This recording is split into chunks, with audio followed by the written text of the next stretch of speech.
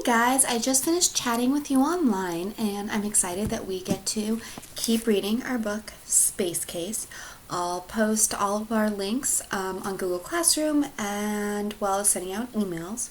So that's where you can look for our next one. I'm glad that you're really enjoying the book and I really enjoy taking the time to read to you. Let's get back into it. Unable to focus on the chess game, I turned to the main slim screen in our room. This one is enormous, taking up an entire wall. We don't have a window. Almost no one at MBA does, as windows are insanely expensive to deliver and install in space. So we use a screensaver to give ourselves a view. It was currently displaying Hapuna Beach on the big island at sunrise, waves lapping on the sand. Frankly, I prefer this to a window.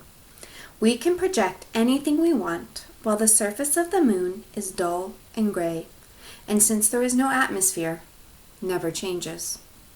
Computer, bring up the home page on the big screen, I said. Ja, mein Herr. Hapuna Beach vanished, and the MBA homepage took its place.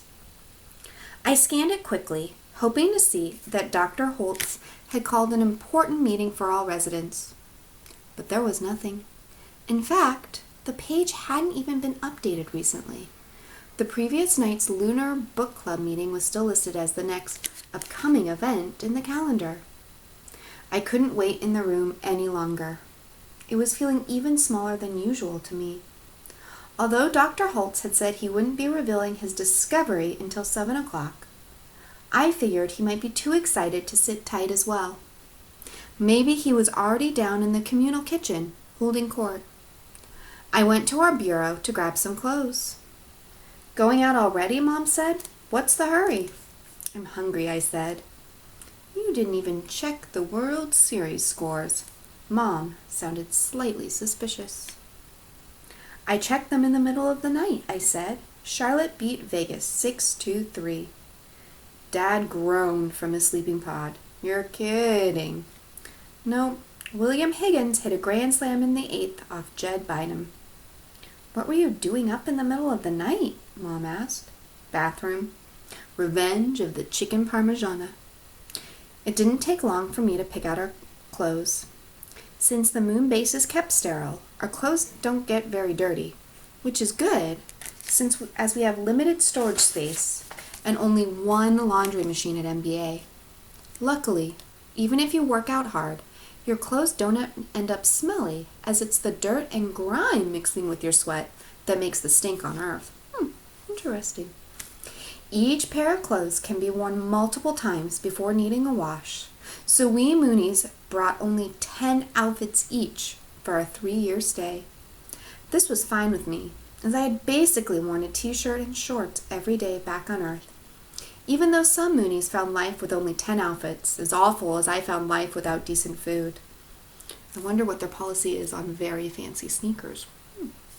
I pulled on my Waimea middle school surf team tee and yanked board shorts over the boxers I'd slept in. As I strapped on my smartwatch, I noticed a message on its tiny video screen. I'd missed a call from Riley Bach, my best friend back on Earth, the night before. I texted Riley that I'd call her later. She was probably still asleep. It was 1 a.m. in Hawaii. And besides, there was too much else to focus on that morning. I slipped into my sneakers and headed for the door. Violet abandoned her chess game and ran with me. I'm hungry too. I want waffles. Waffles, waffles, waffles. Dash, can you wait for your sister to get ready? Mom asked. No. I didn't even slow down on my way out. It always takes her 15 minutes to get dressed. I could eat and be back by then. I don't need to get dressed, Violet announced. I'll just wear my pajamas. I thought you wanted to play chess, I said. I want waffles more. We don't have real waffles on the moon, of course. We only have reconstituted waffled flavored substance. It tastes like coagulated maple syrup. No thank you. But Violet loves it. She's the only one at MBA who eats it. I grabbed the doorknob, ready to walk out anyhow. Dash, wait for your sister, Mom ordered. I stopped. knowing better than to disobey my mother. The last thing I needed was to be sent to my sleeping pod. "Let's move it, Squirt," I told Violet. "Let me get my slippers." Violet scurried back to her pod, singing a song about waffles. Violet could make up a song about anything. She once performed practically an entire opera about clipping her toenails. Now she was happily crooning, "I love waffles, they're not awful, they taste so good." Guys, it happened. I had to sing in her book. I know, we were all looking forward to that point. Let's continue. A strange, urgent beeping suddenly filled the room. It sounded like a giant microwave announcing that the popcorn was done. It took me a moment to figure out it was coming from both slim screens at once. On the wall and the tabletop, the homepage and the chess game vanished and were replaced with a message in blinking red letters. "Urgent communication for Dr. Rose Harris and Dr. Stephen Gibson. Log in to the secure portal immediately." I hadn't even known information could be delivered this way. I turned to my mother, who looked as surprised by it as I was. Violet danced around, excited by the noise, and added her own whooping to it. Dad still hadn't emerged from his sleeping pod. At the sound of the alarm, he had jammed his fingers in his ears and burrowed under the covers. Dad had never been a morning person. "Stephen," Mom called out to him, "you better take a look at this." Dad stuck his head out of the pod and glanced at the big slim screen. He looked like a squirrel peeking out of its nest. "What the heck is that about?" he grumbled. Mom shrugged. She was already using the tabletop slim screen to log in to the portal.